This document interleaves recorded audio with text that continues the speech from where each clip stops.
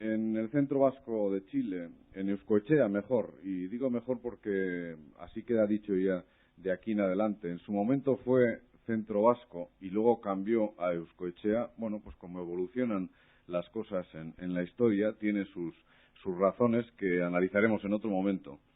En Euskoetxea de Santiago de Chile, por lo tanto, vamos a poder recibir ahora, y lo van a escuchar ustedes, el testimonio de René Laborde, que es, no sé si uno de los veteranos emigrantes en Chile, o inmigrantes en este caso, pero que a lo largo de su vida nos puede ofrecer el testimonio de lo que era, digamos, lo normal, la media, la forma en que la gente llegaba a Chile en aquellos años de principio de siglo, la forma en la que se desenvolvía y en la que iba logrando abrirse camino en la vida. René Laborde, bueno, en primer lugar, gracias por prestarse a contarnos algo que es tan propio como su propia vida. En realidad usted nació en Chile. Soy nacido acá, el año 1920. Mi padre llegó a Chile el año 1903. El mismo año llegó mi tío, los dos empezaron a trabajar aquí en Chile. En ese tiempo habían varias firmas ya que eran de vascos, y lógicamente los que llegaban a trabajar, los recomendaban y les daban preferencia en esas empresas. ¿Su padre de dónde venía? De Ustaritz. Sí. Y venía, decía, con algún familiar más, ¿no? Vinieron varios. Bueno, con su hermano. Claro. Entonces se instala, o cómo, a ver, ¿cómo es la llegada allí a principios de siglo, 1903? Se juntan los vascos en alguna cancha, en ese tiempo había un frontón, o en casa de algún compatriota, y de ahí salían las recomendaciones, o algún empresario que necesitaba personal, porque en ese tiempo aquí en Chile faltaba los mandomedios, que se llama. Entonces se da preferencia a toda esta gente que llegaba de allá. Porque de hecho ellos no venían traídos por nadie, ¿no? No les llamó nadie, vinieron ellos solos a ver qué es lo que pasaba. Venían a la aventura. Como allá en general las familias eran muy numerosas y había el mayorazgo, así que lógicamente muchos tenían que salir. Y así venían a buscar trabajo acá sin ningún contrato. Llegando acá, como les decía, le daban preferencia en empresa de vascos.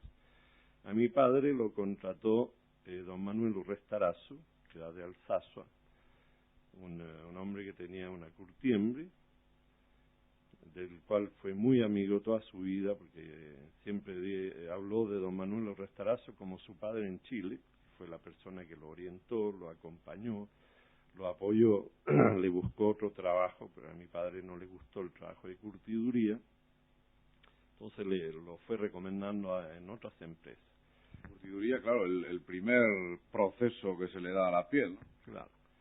En ese tiempo habían dos fábricas de calzado muy importantes, que eran la firma Aizaguer, que tuvo varias evoluciones. Un tiempo era Aizaguer Dualde y compañía, después quedó como Aizaguer y compañía. Había también la firma Echepare, una gran fábrica de calzado y curtiembre de don Miguel Echepare. Entonces muchos vascos, sobre todo los vascos franceses, entraron a trabajar dentro de los talleres de estas fábricas. Ahora, en todas estas empresas yo me daba cuenta que tomaban como vendedor a vascos españoles, por la ventaja que tenían del idioma, y que seguramente eran más conversadores que los vascos franceses. Tenían más posibilidades, de luego, por el conocimiento del castellano, aunque no lo conocieran demasiado los que venían en aquella época, pero sí más proximidad que los que conocían el francés, claro. Así que todas estas empresas se fueron formando y rodeando de todo este personal, así que todas estas firmas eran como pequeños centros vascos, porque un gran porcentaje del personal ya de cierto nivel eran todos vascos. Y poco a poco, de todos estos vascos que entraban a trabajar en estas empresas, cuando ya tenían cierta experiencia y un poco de capital y deseo de independizarse, a su vez empezaban con nuevas empresas y trayendo también familiares, vecinos, amigos del País Vasco, y se volvía a formar otro nuevo grupo de vascos. En la fábrica trabajaron muchos que vinieron de allá, parientes por el lado de mi padre y de mi madre. Mi madre también era del País Vasco, era de Baja Navarra, de Uarmix, de un pueblo cerca de Saint-Jean-Pied-de-Port. Entonces, en la fábrica tuvieron la buena ocurrencia de hacer un frontón. Así que fuera Eso ya en la fábrica que empezaba, que era en la que trabajaba su padre, en la que ya él era la suya, ¿no? Claro, la que él fundó con su hermano Domingo Laborde. Y en el mismo Santiago. Claro, en Santiago. Para entonces... Eso fue el año 18.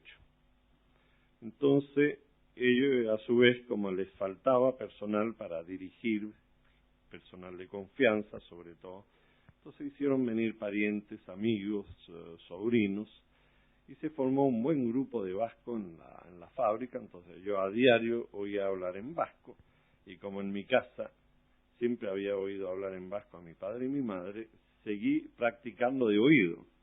Yo les contestaba en francés, pero ellos me hablaban en vasco. Y los días sábado, domingo y festivo, entonces se organizaban. Aquello era una fiesta. Grandes partidos de pelota, en fin, con desafíos, dando handicap. En una oportunidad jugamos con una bolsa de 20 kilos al hombro para emparejar el partido. Así que sobrecarga, como los caballos de carrera. Así que pasamos muy muy entretenido ahí. Señor Laborde, ¿su madre había venido también por su cuenta o fue traída por su padre, como en algunos casos ha ocurrido? No, mi madre, como era de una familia numerosa, también eran 7, en la casa paterna se quedaron el hermano y la hermana mayor. 2 hermanos se fueron al Canadá, y los otros 2 hermanos y mi madre se vinieron a Bolivia primero, a Oruro. Y cuando empezó la Primera Guerra Mundial, como los jóvenes que habían en ese grupo, era un grupo de vascos franceses, se fueron al frente, entonces se quedaron los chiquillos, se puede decir, porque mi tío tendría 17 años. Así que todo el grupo que quedó en Oruro, al verse un poquito desamparados, ya que se habían ido los mayores, y les recomendaron que, porque no venían a Chile, que la colonia era más numerosa, se vinieron para acá. En busca de la colonia vasca, claro. Y aquí entonces conoció a mi padre y se casaron acá, ¿no? Bueno, luego hay un detalle muy personal en su vida, curioso porque quizá no es un caso que haya sido frecuente. Sus padres deciden que a usted le va a venir bien o que va a ser mejor o que, no sé, ya ahora nos lo contará usted seguro, porque en más de una ocasión lo habrá comentado con ellos seguro, enviarle de vuelta al país. Usted nace aquí, sin embargo ellos dicen no, que vaya, que estudie allí, que esté allí unos años y que se ambiente allá en Euskal Herria, ¿no? Bueno, mi padre siempre guardó un gran cariño por el País Vasco y quiso que nosotros viviéramos unos años allá para conocer toda la familia, ver la forma de vida, las costumbres del País Vasco. Así que tuvimos 10 años allá en un pueblo chico, en Sempalé, del cual estamos muy orgullosos, porque en Sempalé, de Sempalé era Jean Goiti, que fue uno de los campeones de cesta, del Yoko Garbi, que llaman allá, porque en el País Vasco, por lo menos los antiguos, por lo que les escuchaba, les gustaba más la cesta corta, y le llaman Yoko Garbi porque consideran que la cesta grande no era tan limpio. Detiene la pelota. Detiene la pelota, y en la cesta corta no. Y como le decía, Jean Guity era de Saint-Palais y compañero mío en el colegio era el hermano de él, Etienne Guity. Entonces, bueno... Le sale René Laborde la vena de la pelota, a la que llegaremos después, porque sé que ha sido un gran pelotari y todavía hasta hace muy poco, a pesar de sus ya 70 años. Pero seguimos con esos años estudiando. Así que vivimos, mis dos hermanas tuvieron interna en Bayona, pero mi hermano y yo estudiamos en el mismo pueblo, así que tuvimos oportunidad de convivir con todos los parientes que tenían caseríos en los alrededores de Saint-Palais, en Uarmix, en La Riva, y los parientes de mi padre que vivían en Ustagui. ¿Con qué edad fueron allá? Yo tenía 5 años y medio y volví de 15. O sea que prácticamente la primera formación casi como si hubiera nacido allí. Sí, exactamente. Porque cuando volvimos se nos había olvidado el castellano, así que sabíamos muy bien, entendíamos muy bien el vasco por todo lo que habíamos oído en la casa y hablamos puro francés, ¿no? Ya se nos había olvidado el castellano, así que llegamos aquí prácticamente como extranjeros. Así que fue una experiencia simpática para nosotros los 10 años que vivimos allá. Entre tanto, señor Laborde, mantenían contacto por carta, por supuesto, seguro, con sus padres aquí y con lo que era la actividad de sus padres aquí. También les visitaron en alguna ocasión, si no me equivoco. Porque ya su padre viajó allá en algún momento a seguir un poco de cerca la pista de sus hijos en Euskal Herria. Bueno, mientras estuvimos allá, mi padre viajó casi todos los años para allá. Así que prácticamente pasaba 5 meses allá, 5 meses acá y 2 meses en viaje. Porque en ese tiempo viajaba en barco y aún después, cuando ya habían aviones, a él le gustaba mucho más el barco. Porque como siempre se juntaba con amigos, le permitía jugar su buenos partidos de mus sin apuro. Eran sus vacaciones. Exactamente, eran sus vacaciones, porque llegando acá ya no. ¿Qué tiempos aquellos, René Laborde, en los que el peso chileno casi mandaba en el mundo? Sí, hubo una época que por un peso chileno en Francia nos daban 3 francos.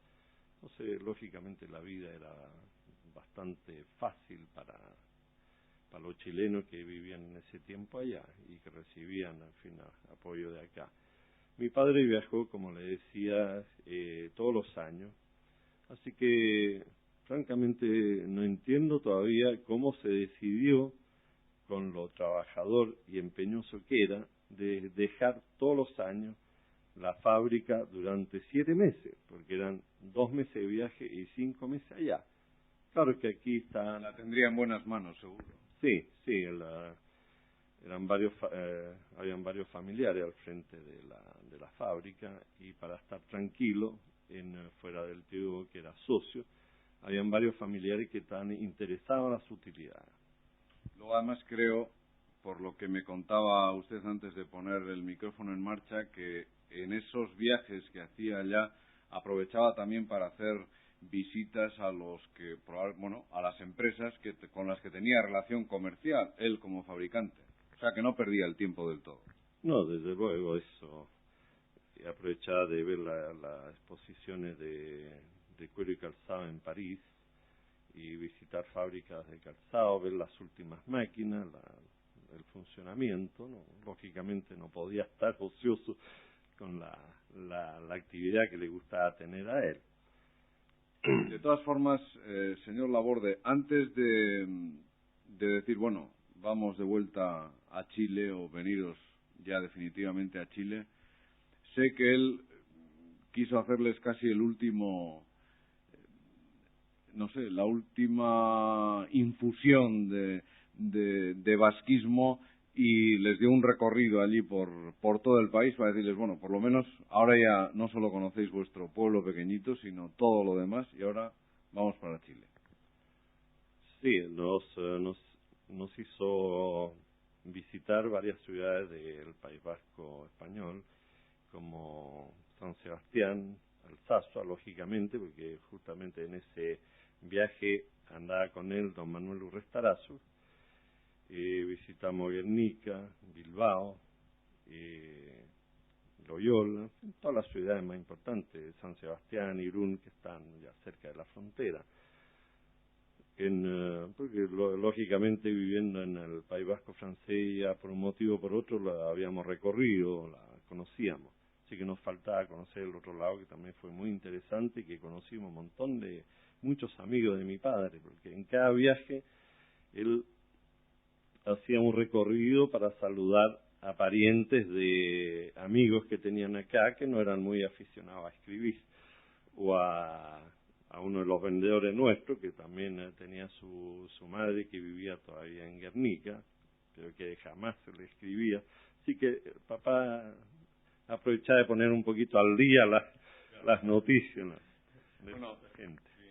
Es muy frecuente eso, que el que va o el que viene tenga que llevar y traer cartas de gente que se cansa de escribir y que, bueno, y además a veces es más rápido, hoy en día, esa carta llega más rápido, entonces llegaban al mismo tiempo, me imagino, el que iba en el barco o el que enviaba la carta por correo.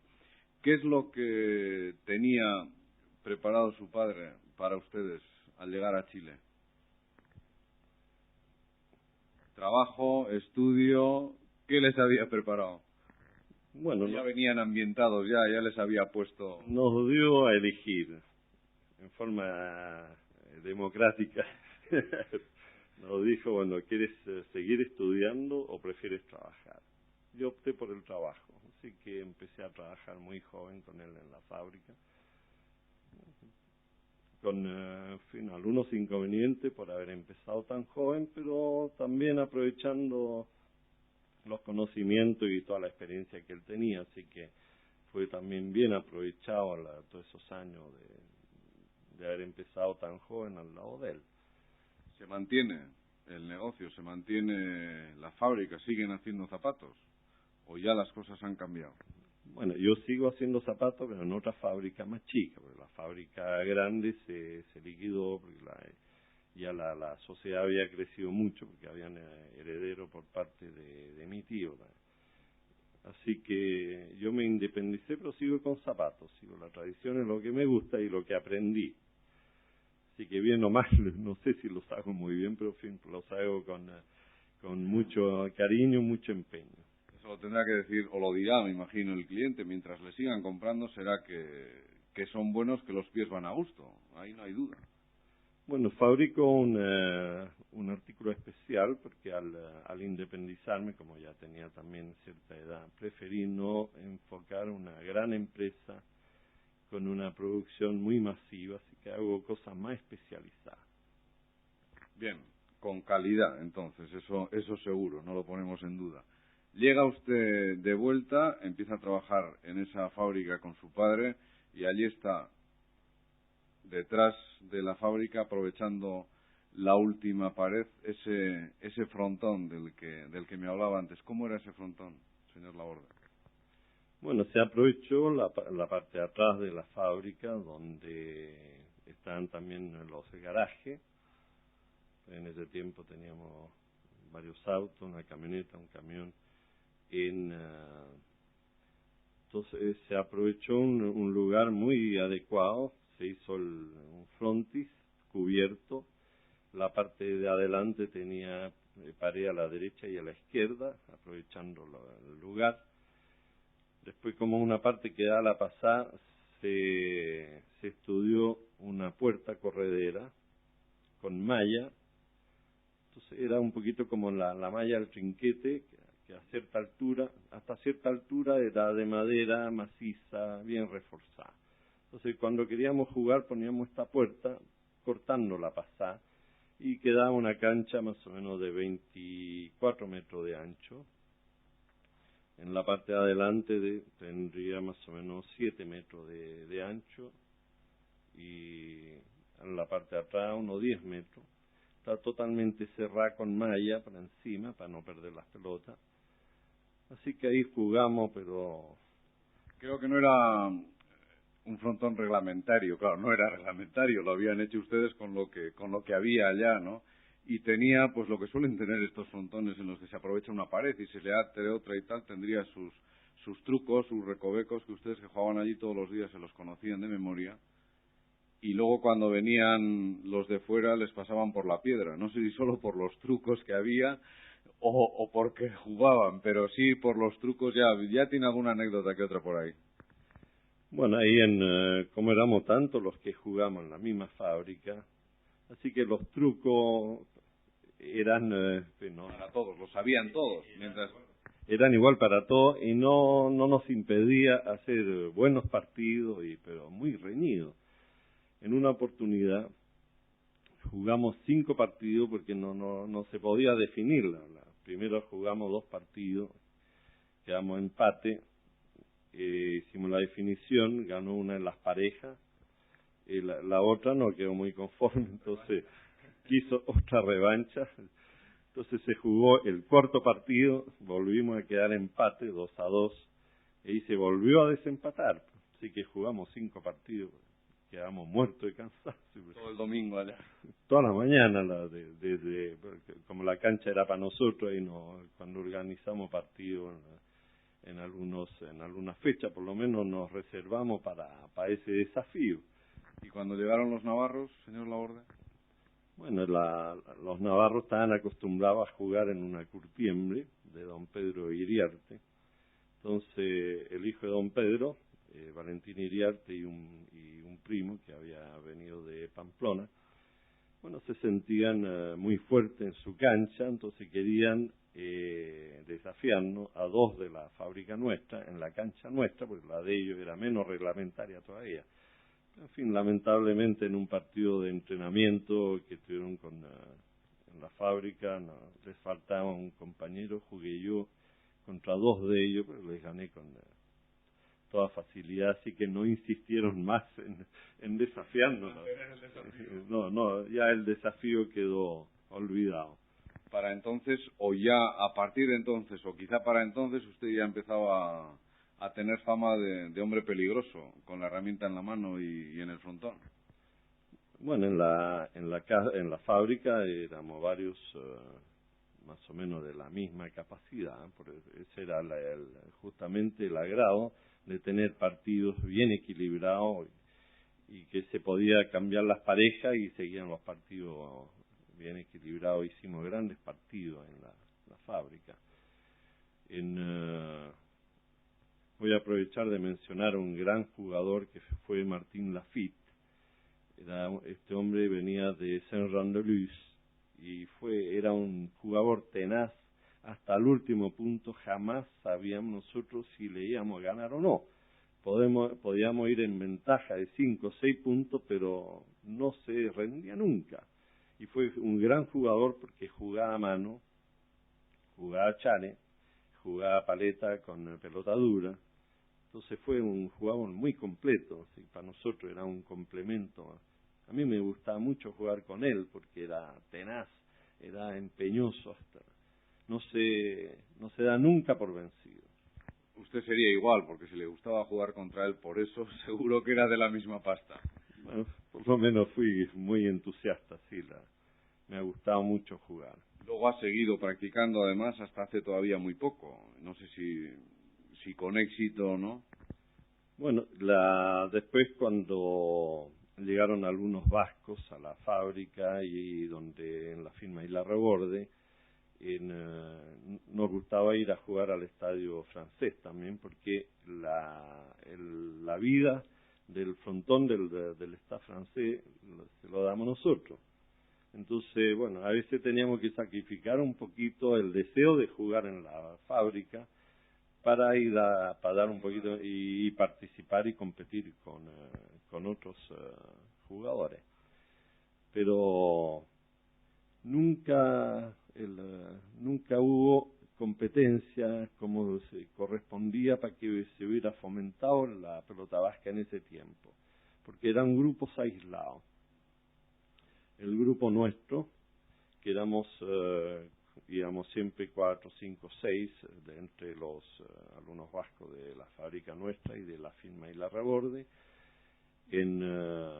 Después iba otro grupo por su cuenta, nosotros íbamos bien temprano para que nos dejaran jugar a nosotros, porque nos gustaba jugar entre nosotros, así que llegamos a las 8 de la mañana, a la misma hora que el portero, y jugamos hasta las 10, a esa hora ya dejamos la cancha a otros jugadores, y yo en una época jugaba también rugby, entonces bueno, a las 10 de la mañana ya empezaba el entrenamiento del rugby hasta las 2, así que hacía deporte toda la mañana. De todas formas se mantenían los mismos grupos jugando entre ellos, ¿no? Ustedes su grupo y luego el otro grupo por su cuenta. Sí, eso yo considero, reconozco ahora que fue un error porque no nos mezclamos y tampoco hubo mucho interés de otros clubes, como en ese tiempo la Unión Española tenía varios jugadores, eran mucho más numerosos que nosotros en el estadio francés. Se organizaba un campeonato una vez al año, pero lamentablemente como no había escalafón, nosotros teníamos 5 o 6 jugadores de primera, no teníamos más, ellos tenían mucho más, entonces ponían los 6 mejores en la primera categoría, los que seguían, aunque fueran de primera, los ponían en segunda y los otros en tercera. Entonces, lógicamente, las competencias las llevan ellos, pero en fin, era un afán de perseguir medallas, pero no de fomentar Seguían jugando en grupo, al final, en definitiva, a pesar de organizar campeonato, lo hacían para ellos y seguían jugando en su grupo. Exactamente. En varias oportunidades, como nosotros éramos tan pocos, yo propuse por qué no se hacían campeonato abierto, para que nos hubiéramos mezclado un poquito y que hubiera habido, en fin, otro tipo de partido. Quizá frontón contra frontón, ¿no? Porque ya de antemano más o menos se sabían los partidos que se iban a ganar o los que se iban a perder. Hubiera sido mucho más interesante porque hubiéramos tenido el factor sorpresa ahí, porque mezclando un poquito los jugadores de ambos clubes se podían haber jugado partidos a lo mejor más interesantes. Porque nosotros lamentablemente, sobre todo en la cancha de la Unión Española, que era una cancha enorme, ahí los jugadores se dedicaban a tirar la pelota para atrás y para atrás, para atrás, entonces no le encontramos agrado, jugamos porque había que competir una vez al año. Pero es muy poco para fomentar un deporte. Pero estaban mucho más a gusto en su cancha, en el frontón Laborde, digamos así, que así le llamarían, me imagino, además. Sí, sin lugar a duda.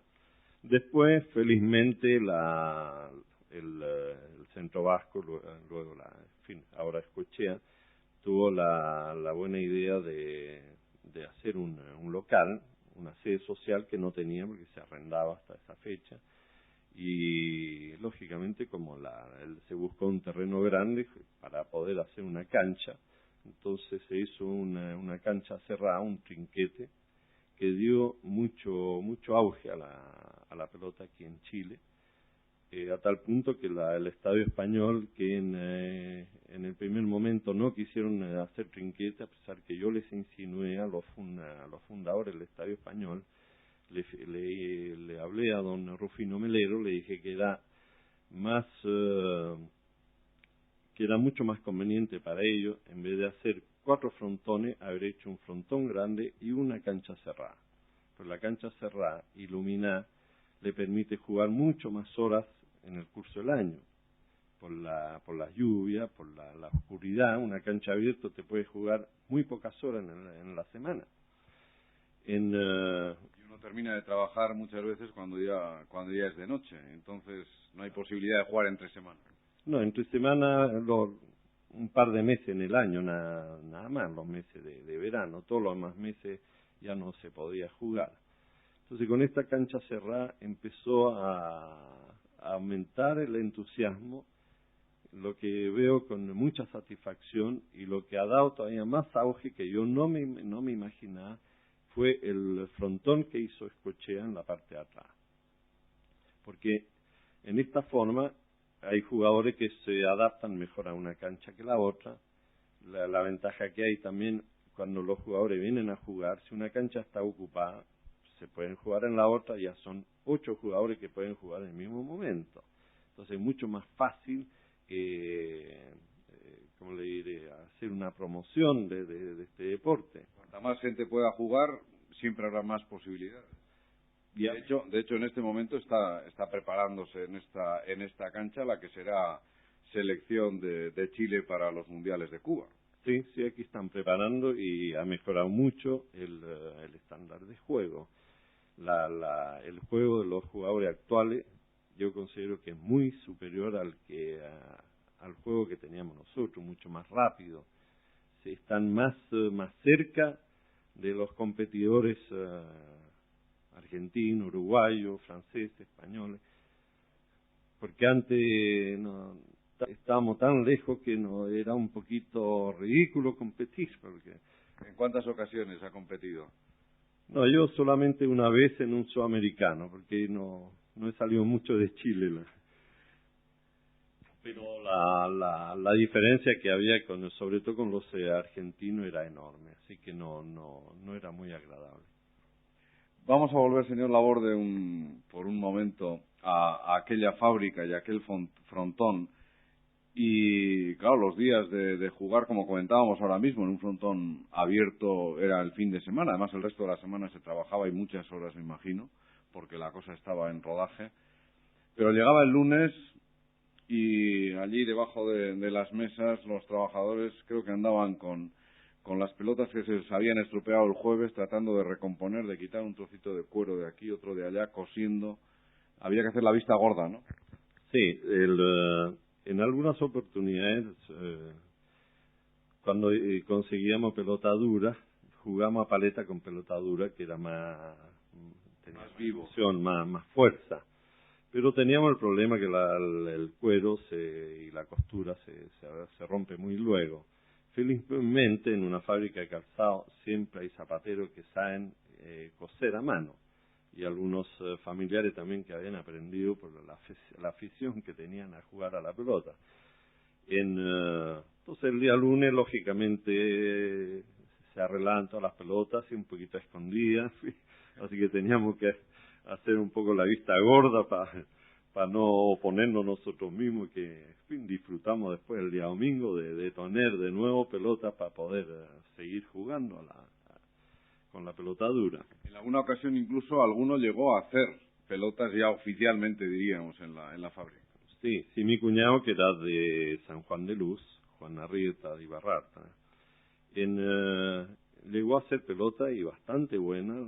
Había desarmado una para ver exactamente cómo estaba hecha por dentro y se la ingenió muy bien, aprendió muy bien el tipo de costura que llevan estas pelotas, así que sabía muy bien la cantidad, la proporción que había que poner de caucho, de hilo, de lana. Eligía unos cueros de cabro, el ideal son los cueros de perro. Siempre he oído que el perro, en fin, costaba mucho conseguir cuero de perro para curtirlo y que saliera como correspondía, así que muchas veces cosían cambiar el cuero por cuero de cabro. Así bueno, sí. No está. Quería solamente hacer una referencia antes de que terminemos. Ya estoy abusando de usted porque nos estamos alargando y le estoy, en fin, no sé, casi sacando todo lo que es su propia vida. Pero sí quería hacerle una referencia a este centro, a Euskochea, al centro vasco, a aquellos años en los que, porque es que precisamente hace todavía muy poco se acaba de descubrir que el primer centro vasco no se fundó en Santiago en el año 1922, como aparece por ahí, sino 10 o 12 años antes, y en aquellas salsas, en aquellas reuniones, en aquellas reuniones que llegaron a esa formación, algo tuvo que ver, o mucho tuvo que ver su padre, aquel frontón, la gente que se juntaba, no se juntaba, los que estaban entonces en Chile, claro. Bueno, el año 14 mi padre participó en una directiva, que no recuerdo bien si se fundó el año 14 o antes. El año 12 parece se fundó, pero el año 14 él era vicepresidente y director, era su gran amigo don Manuel Restarazo. En ese tiempo arrendaban un club en la calle San Antonio, que según me explicaron, hoy en día están las oficinas de la compañía chilena de electricidad. Ahí funcionó. No recuerdo en realidad por qué no hubo continuidad en esa directiva, porque después se volvió a formar otro club el año 22. Según leí, la primera reunión o la elección se hizo en los salones del Mercurio. Por consiguiente, que dice que en ese momento ya se habría tal vez disuelto el club anterior. ¿Por qué no se hizo la nueva votación en ese local antiguo? Quizá fue un primer intento que por lo que sea no resultó. Habrá que hurgar ahí en eso, porque todavía es reciente el descubrimiento de ese dato. Habrá que ir buscando a ver qué es lo que sale de ahí. El caso es que luego a partir del 22 sí ya funciona regularmente. Sí, ahí ya tomó cuerpo y siguió con siempre una directiva funcionando, trabajando, organizando fiestas, lo que se podía hacer en ese tiempo. La San Ignacio en general se celebraba en el Estadio Francés para poder hacer unos partidos de pelota. Entonces era muy simpático porque mientras se preparaban los jugadores o cuando ya terminaban, muchos aficionados bajaban a la cancha de cuello y corbata, sacaban la chaqueta nomás y se armaban partidos así por muchos aficionados. Afición del día para la San Ignacio, porque el resto del año no jugamos a mano, ese día se jugaba a mano. Así que se celebró muchos años hasta tener nuestro club, se celebró la mayoría de las veces en el Estadio Francés. Y para cuando se empieza a mover a la gente intentando, pues comprar un solar en el que poder hacer ya una casa propia sin tener los problemas del arrendamiento y de que esté demasiado en el centro de la ciudad, etcétera, ahí vuelven a estar otra vez, si no me equivoco, su padre y su gran amigo, Urrestarazu, ¿o no? Sí, lógico. Bueno, hasta la muerte, el papá siguió siendo director, o si no era él, era un primo, o mi tío, o mi hermano. Siempre hubo alguien de la familia Laborde en la directiva, porque durante mucho tiempo la secretaría se llevaba en la oficina nuestra. Así que mi tía era la secretaria y que llevaba toda la tesorería, en fin, todo este movimiento, y se mantuvo así hasta que el club ya creció y ya tomó fuerza y ya tenemos nuestra casa, que ya nos dio mucho más importancia, y tener un club como el que tenemos, que en realidad es muy bonito, bien amplio. En ese tiempo no me imaginaba que llegaríamos a tener lo que tenemos, porque costó convencer a mucha gente que cooperara, porque íbamos a tener un club, en fin, del tamaño que el que tenemos, porque mucha gente decía, bueno, yo voy a cooperar cuando ya vea algo. Pero, en fin, ahora ya todo lo que se va haciendo, gracias a varios directores de mucho empuje, se va ampliando, se va complementando. Tenemos hoy en día un club fantástico.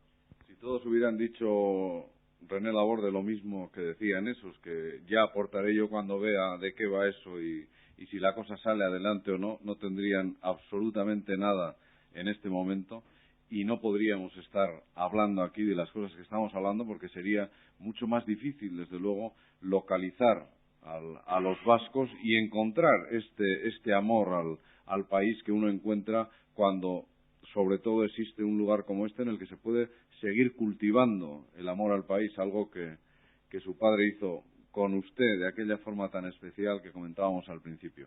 Gracias, señor Laborde, por sus explicaciones y por haber hecho casi esta confesión ante el micrófono.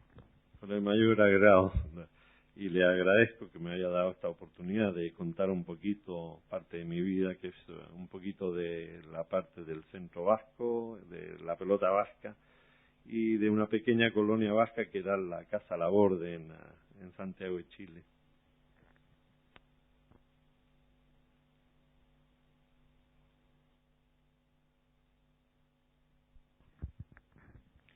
Vamos a hablar también de deporte en Chile, pero vamos a hablar de nuestro deporte, del montañismo, también de atletismo, pero primero vamos a empezar por el montañismo. A veces se suele decir alpinismo, aquí desde luego hay que decir andinismo, y ellos lo dicen muy claro. Estoy con Agapito Palacios, que es nacido en Logroño, no sé si por casualidad, porque todos sus antecesores son de La Rioja Alavesa, con Logroño, con La Rioja, y luego además, formado en San Sebastián, él casi se considera donostiarra o sin casi, de allá tuvo que venir a Chile. Bueno, Agapito, vamos un poco por partes. Hablo de la montaña. Veo que aquí en tu casa está, bueno, todo lleno de medallas, algún que otro trofeo. Esas medallas son de atletismo, hay algún que otro trofeo de montañismo, algún recuerdo. Has sido algunos años presidente de la Federación Andina Chilena o de la asociación. Bueno, vamos por partes, vamos despacio, porque ahora estoy mezclando todo para que la gente empiece a situarse de lo que vamos a estar hablando. El montañismo es lo tuyo, lo traías de allá, probablemente de los años de San Sebastián. ¿Tú vas a San Sebastián con qué edad más o menos? Bueno, yo salí de San Sebastián la primera vez de años, 18 años me pilló la guerra, o sea, 18 años cumplí con la guerra. Y bueno, ahí me tocó un poquito la tournée que todos saben y que todos conocen. Y ahí tuviste que salir camino de Chile, ¿no? Escapando de la guerra, ¿o no? O sea, de ahí yo luego estuve en el Marruecos francés. De Marruecos francés volví para allá. Después ya me volví a marchar y aquí estamos desde el año 48. Uno de los que hizo el camino largo, entonces. Efectivamente, eso es, un camino largo y sin retorno ya a estas alturas. Pero para entonces, repito, para esos 18 años, te das montañas de Guipúzcoa, por lo menos las de próximas a San Sebastián, desde luego. O sea, el Adarra, el Jequibe, las Peñas de Haya, el Andarvaso, todas esas montañas, cerros. No son cerros como acá, ¿verdad? Todas esas montañas las pasábamos en los fines de semana y bueno, y era nuestra forma de vivir, las cuevas de Andarvaso, en fin, todos los lugares aquellos que están alrededor de San Sebastián. Fíjate lo curioso de la terminología, que allí a veces se utiliza la palabra cerro para referirse a una montaña más pequeña que las normales, y aquí se habla de cerros y estamos hablando de 5.000, de 4.000 metros. Así es. O sea, es un cambio muy brusco al venir aquí, a uno le impresiona las alturas de estas montañas, ¿verdad? Porque en realidad un 4.000 metros aquí se puede decir que no es alta montaña. Ya la alta montaña empieza, a no ser que sean por dificultades técnicas, empiezan de los 5.000 metros para arriba. De 5.000 metros para arriba aquí hay cerros, pero para cansarse de subir y no terminaría uno nunca. Pero qué suerte, Agapito, para uno que viene acostumbrado a hacer montaña y que le gusta hacer montaña allá en el país, llegar precisamente a Santiago de Chile, asomarse a la ventana y ver ahí a la mano los cerros de 5.000 y pico nevados a los que uno puede ir en un día. Luego las dificultades de la subida, ¿no? Pero por lo menos los tiene ahí a la mano a tiro de piedra. No, si se puede hacer cerros de 5.000 metros, se puede hacer en día y medio. Sábado, domingo perfectamente se pueden hacer y están alrededor de la capital, ¿verdad? Los has hecho todos. Y bueno, no voy a decir todos, ¿verdad? Pero sí la gran parte de los que están alrededor, el Cajón del Maipo, Farellones, todos estos lugares muy conocidos por el turismo, hay cerros para subir y para saciarse de esta cosa que es la montaña. Bueno, luego además, por esa afición tuya y al ser, decía yo antes que de la federación, bueno, no es federación, pero algo así sí, ¿no? O sea, yo he sido director técnico de la Federación de Andinismo de Chile, que es el organismo máximo de Chile. Entonces, en ese puesto lo he estado durante 5 años y me ha tocado organizar expediciones tanto nacionales como internacionales, que en aquellos tiempos era una primicia en Chile porque todavía no estaba en el deporte como está hoy día. También he sido 8 años director técnico del Cuerpo Socorro Andino, que es una labor comunitaria que se trabaja a honorem y que es como una especie de Cruz Roja, pero en cuestión de la montaña. Ahí uno no saca solamente andinistas, sino saca también en zonas de desastres, arrieros que se pierden en la cordillera, en fin. Me ha tocado trabajar desde La Serena hasta Aysén, que es una distancia de 3.000 kilómetros. ¿Cómo llegaste a eso, Agapito? ¿Cómo te diste a conocer? ¿O introduciéndote en el club que habría aquí o no? ¿Cómo? Bueno, eso pasa como uno empieza desde abajo y tiene que ir subiendo peldaños, empieza de aprendiz, oficial, hasta que llega a ser gerente. Bueno, pues aquí llegué a ser gerente en esa especialidad. Pero en aquellos años, hace 40 años, 42 llevas aquí, me decías, hace 40 años había aquí actividad andinística, montañera, no demasiada quizá, ¿no? O sea, había no lo que verdaderamente necesitaba el país por la cantidad de habitantes, o sea, la localidad está por millones de habitantes, y había sí, pero no una forma como he visto yo en el País Vasco y en el mismo Cataluña, porque en los dos sitios estos, que yo creo que son los focos mayores de España también, ¿verdad? De la península, entonces no había esa cosa, estaba en manos, se puede decir, en manos de los alemanes, que los alemanes fueron los pioneros del andinismo aquí en Chile. Bien, entonces tú cómo entras ahí, o eres tú el que empiezas a mover aquí a la gente, o empiezas a ir solo. No, ya en el año 42, 44 empezó a pasar a manos de los chilenos la actividad de montaña, y ahí es cuando se formó la Federación de Andinismo y se separó del esquí, porque antes estaban esquí y andinismo estaban juntos. Y ya desde el año 44 empezaron a trabajar el andinismo por un lado y el esquí por el otro. Entonces, bueno, uno entra en un club, después el club lo propone de delegado, después va pasando fuerzas y bueno, me tocó dirigir rescates de aviones que han caído en Aysén, aviones que han caído en La Serena, en la zona central, y me ha tocado 20.000, o sea, muchos casos de gente perdida, gente que las hemos sacado afortunadamente con vida y otras que hemos tenido que acarrearlos de otra manera.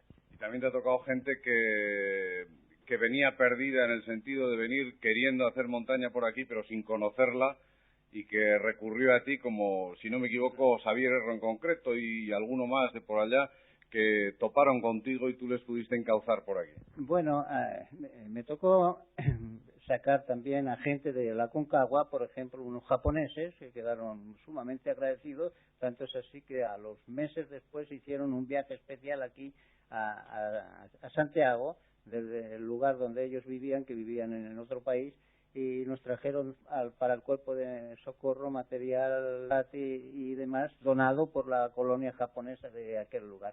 También me tocó cuando vinieron los valencianos en el año 72 que vinieron a hacer la pared sur a la Aconcagua, me tocó a mí organizar el grupo de rescate y estar a la expectativa de cuando les pudiese ocurrir algo, que en realidad algo les pasó porque a uno de ellos se le congeló, hubo congelación, los pies, y un dedo hubo que cortarle al final. Así que nosotros estuvimos prestos y los pudimos bajar desde los 5.000 metros y bueno, y ahí ayudamos lo que pudimos, como hemos ayudado en otras expediciones y a otros por eso, pero luego también sin esas situaciones, sino previo a eso, el venir, el pedirte información a ti y el echarte un cable a cualquiera que quisiera conocer estas montañas. Bueno, ahora ya uno ha pasado sus años, porque yo ahora del andinismo me retiré, se puede decir, hace 10 años, ¿verdad? Pero había gente que venía desde lejos y desde otros países que venían derechos a pedir información y a ponerle los guías y a ponerle lo que sea necesario. O sea que gente de allá de la península y gente de Euskadi y demás se les ha ayudado siempre que han pedido, han encontrado aquí la casa para poder realizar su sueño, que es subir los cerros. Bueno, ya, y si alguien pensaba también que podía hacer algo, ya tiene la pista, por si no lo sabía, y por supuesto la Federación de Montaña también ya sabe que todo lo que pueda consultar de los Andes, de esta zona de los Andes en frontera con Chile, lógicamente, aquí tiene Agapito Palacios dispuesto a lo que sea. ¿Dejas el andinismo hace 10 años para empezar en el atletismo o eso venía ya de antes? No, yo hacía atletismo, o sea, campo a través hacía para entrenamiento para el andinismo, ¿verdad? Pero bueno, yo al final por motivos X dejé el andinismo y entré a esta forma en una plan muy sencillo. Un día leyendo el diario Carrera Pato Competidor, bueno, me presenté, me dio resultado y ahí estoy metido, llevo 10 años.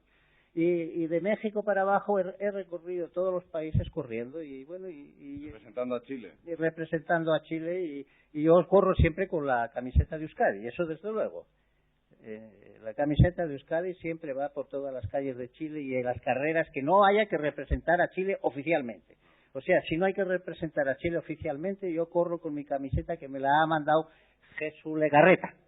O sea que empiezas con 62 años en plan de atletismo de veteranos y ya has estado en campeonatos del mundo por ahí, pensando o preparando el próximo. ¿Esto que va más o qué?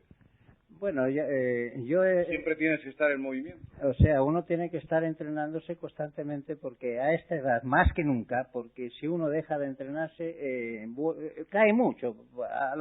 Yo voy a hacer ya los 73, ¿verdad? Así que...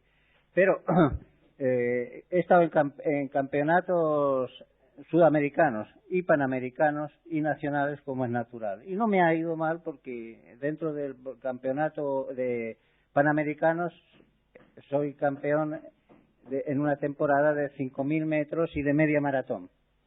Después en cross country soy subcampeón sudamericano. Y en sudamericano también tengo algún otro título. Nacionales tengo varios títulos también. O sea que dentro de la categoría, yo empecé categoría 60-65, después pasé de 65 a 70 y ahora estoy de 70 a 75. En noviembre, el campeonato sudamericano en Montevideo, para el cual quiero asistir de no haber alguna fuerza mayor. Y si tengo salud, al año que viene quiero ir a correr a Helsinki y espero que el gobierno vasco me ayude en algo. ¿En esos campeonatos se va por libre o se va con selección? Se de veteranos. Se va representando al país y si se va a un campeonato mundial no pueden ir más de tantos de cada país, ¿verdad? No habrá muchos de tu edad aquí en Chile que puedan quitarte el puesto, ¿no? Bueno, sí. En realidad no, ya vamos quedando pocos, eso es la verdad. Pero cuando uno sale afuera, hay muchos y buenos, a mi edad como a todas las edades.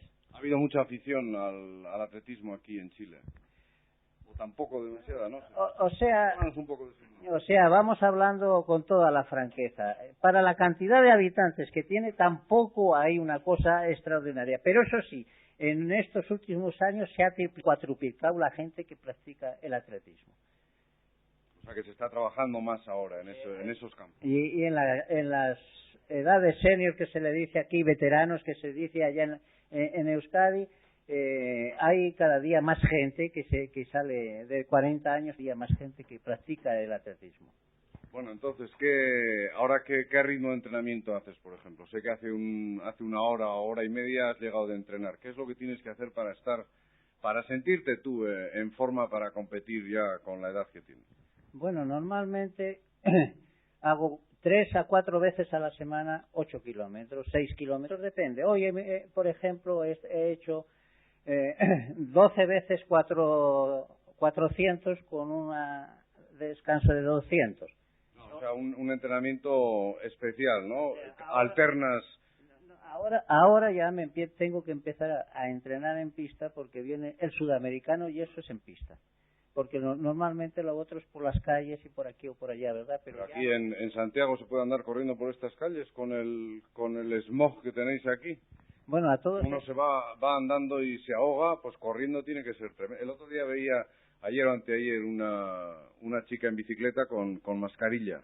A todo se acostumbra uno y bueno, yo corro por las calles, por estas mismas calles que usted tiene aquí. Yo por ahí corro y entreno días domingo, los días de semana no porque pasa mucho auto, ¿verdad? Pero los días de domingo entreno por ahí tranquilamente. Y normalmente me voy al Parque O'Higgins a entrenar, que no es un sitio muy indicado para la salud, pero no hay otras cosas y uno tiene que, como si uno está entre fuego, tiene que entrenar entre fuego, porque no hay otra cosa. ¿Qué dice la Echecoandre de todo esto? La señora de la casa, ¿qué dice? ¿Le parece bien? ¿Le parece mal? ¿Tiene sus pegas? ¿Le parece que ya es demasiado a esta edad, que se arriesga demasiado? No, ahora está más suave que antes, así que voy a decir las cosas como son. Ahora precisamente está más suave y además cuando salgo a correr fuera del país me acompaña y le sirve de distracción, así que ella ahora está mejor que hace 20 años atrás. No Nos preparamos para los... Claro, entonces yo me imagino también que hace 20 años atrás había que prestar más atención al trabajo de cada día, estaría con muchas más preocupaciones, ¿o no? Igual. El trabajo es igual. No quiero darme de héroe por las horas de trabajo, pero trabajo igual que un cabro de 18 años. En España ya no trabajan hace 8 años a mi edad. Claro. Pero aquí hay que seguir. Eso es lo malo. Hasta que a uno lo meten en el cajón, hasta entonces. Bueno, vamos a fijarnos, me pienso fijar en cuando salgan esos mundiales de Helsinki, a ver si aparece su nombre allá. ¿Va a ser difícil? Un poco difícil, porque es en el corazón se puede decir, de los nórdicos, ¿verdad? Y hay gente de edad que corre mucho y que hace mucho ejercicio, y en vez con llegar con un puesto en un mundial como me pasó en Puerto Rico yo quedé en los 10.000 el 11, en el campo a través quedé el 12 y en los 5.000 una cosa similar. Entonces, si conseguir un puesto así, yo quedaría satisfecho en esos países nórdicos. Como para jubilarse ya, retirarse de la competición oficial, por lo menos. Bueno, si puedo seguir, me gustaría seguir. ¿Para qué voy a decir una cosa por la otra? Porque uno deja de hacer ejercicio y se muere. Agapito Palacios, que empezó con la montaña en los alrededores de Donosti, luego hizo andinismo aquí en los alrededores de Santiago de Chile, elevando mucho más la altura, por supuesto, y ahora pensando en poder hacer su segundo mundial de atletismo para veteranos en Helsinki el año que viene. Le vamos a desear suerte, creo que se la merece, porque con 72 años seguir peleando de esta forma por llevar adelante lo que es su afición, creo que merece la pena. Gracias y suerte, Agapito. Muy bien. Hasta otra. Y me fijaré si en Helsinki aparece, ¿eh? Bueno, muy bien. Y saludo a todos, Cádiz.